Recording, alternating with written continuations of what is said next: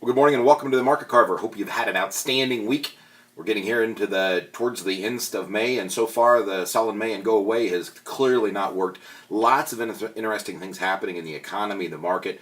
Clearly watching some of the Fed speak that's coming out, talking about how they're going to wind down some of the QE.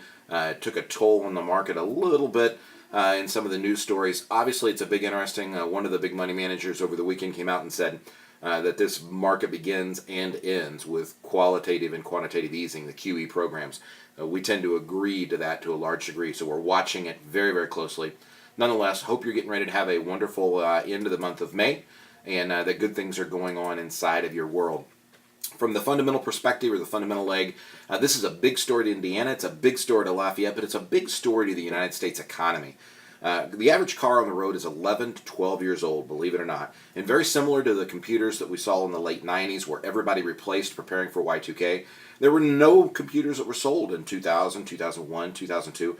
People finally started replacing them in 2003. Folks, we're at a point now where cars just have to be replaced. They're old, they're broken, and they're worn down. And that is a beautiful thing in terms of complementary spending. Remember, that's when $1 propels or forces another dollar, compels it rather, to be spent.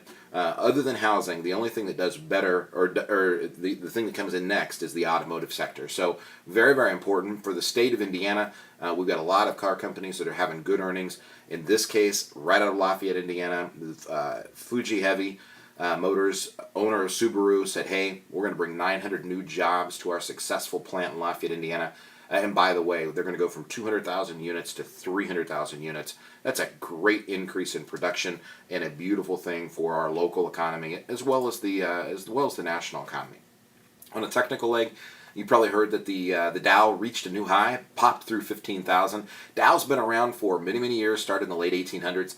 It's the oldest index by far that we follow. It's the Dow Jones Industrial Average. And it's supposed to be made up of a handful of companies that represent the industria of America. It now has pharmaceuticals, it's got oil, it's got some of the banks, some of the healthcare stuff. So it's an interesting world that it lives in. But it did reach a new all-time high. Believe it or not, the only company that was there when it started in the index all the way through was General Electric. Interesting changes. Number 3 on the institutional leg, there is smart money starting to cool off on the treasuries. When we look at Princeton and Harvard and some of the other big universities, they have really begun to reduce the amount of treasury exposure they have. And in the allocation meeting this week, we've talked about a change on how we're going to look at duration and look closer to investment patterns and yields of the picture of the curve, if you will. I'm not sure what this really means a lot for a lot of people, but I will tell you this: Bill Gross came out and declared that at the end of April, that April had left, and so had a 30-year bond market bull, and he's kind of backing off of the bond world. All of the articles that are coming out in the magazines are the Barron's are all bullish, and that's never really good. When you see that much consensus that it's all one way, we got a problem. So again, we have to watch that Fed speak very, very carefully, very, very closely.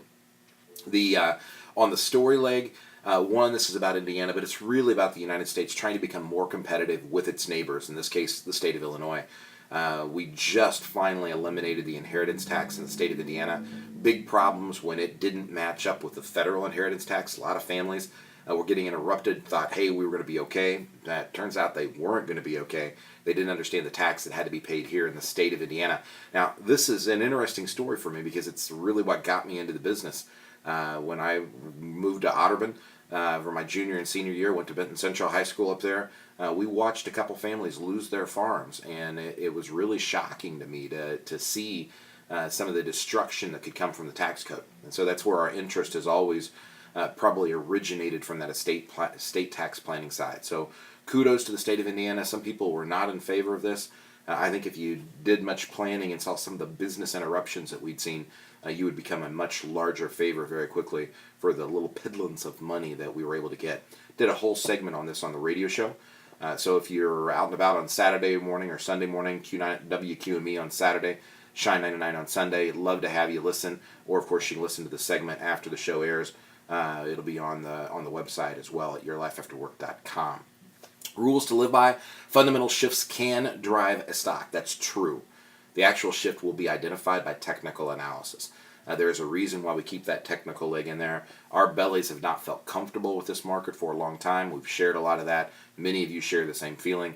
But the technical leg right now says, hey, it's still okay. We're seeing weakness in little pockets of places, warning signs, if you will. And we have to watch those flares. But in the meantime, it's a technical bull. There's no way around it. You should have received a mailer by now. We're the title sponsor for the Anderson Paul's golf outing. We wanted to make sure that they were able to raise some money to help take care of the dogs and the cats. We're kind of pet people around here. And invite you to come to that tournament. You may want to consider a tax-deductible contribution to the charity. They're really good folks. And secondly, we're trying to identify the right animal place, if you will, in Lafayette for next year. We intend to either do 1 or 2 tournaments or rotate them back and forth. So if you've got any suggestions, feel free to email us and let us know about that. As I said, Saturday, if you're out and about, don't forget to catch the radio show. Sunday morning as well from 10 to 11 on Shine 99. And the newspaper article, of course, is on the website at yourlifeafterwork.com. We appreciate your faith, all the things that you do for us, and we just wish you a wonderful week. Take care. God bless. We'll see you again soon.